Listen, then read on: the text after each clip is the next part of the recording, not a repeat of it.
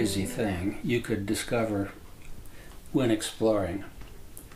I don't know what month it was, I'm not even sure what year, but this occurred in the Libyan Sahara. During World War II, there were huge battles that were fought between the Germans, the British, the Americans, and so on, all along the coastal regions in particular, but they did go out into the desert. And it was a known fact that after World War II, the scavengers came in, the guys looking for remnants of the war. They would salvage the whatever they found, airplanes, trucks, whatever. And and I was aware of that. But I didn't realize there was still stuff that was out there from World War II. One of those things was to find at a particular location a British truck. It was a dump truck. It had a long bed, snub-nosed cab, and we were driving along. There's nothing out there. There was just nothing out there. But all of a sudden, here's this truck. It's obviously been buried in the sand for years, and the wind blew and the sand was removed, and there it is.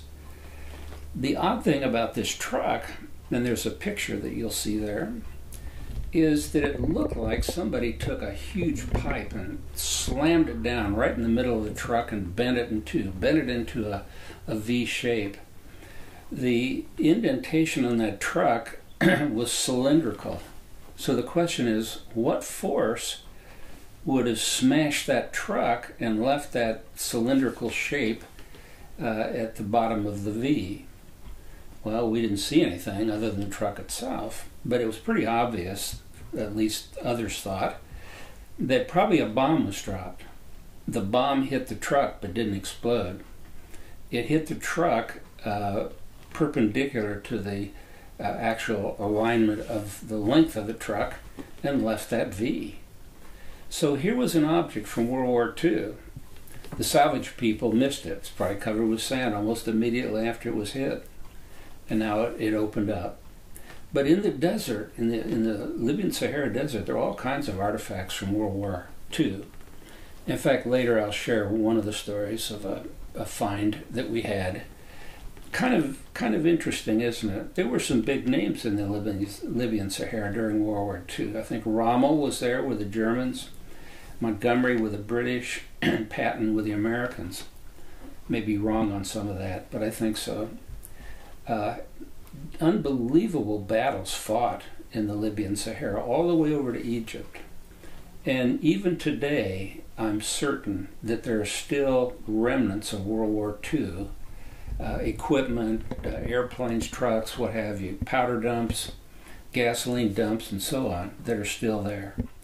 In fact, there is a picture of a rock cairn that covered a lot of ammunition. Those were all over the desert.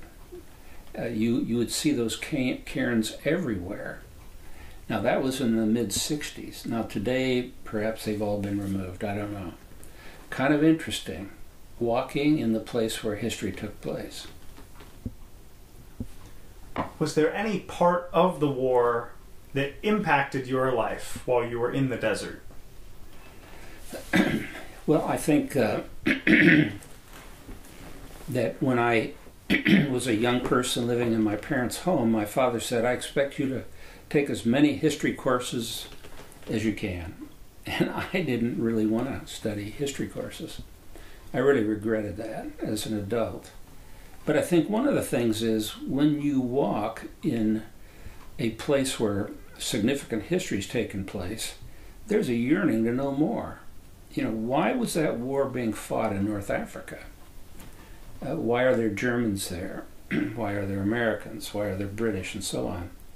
So that opened up a lot of questions about the history, particularly of World War II. And there was a lot of evidence of the influence of all three of those nations in Libya along the Mediterranean coast. So it opened up an area of studied interest on my part.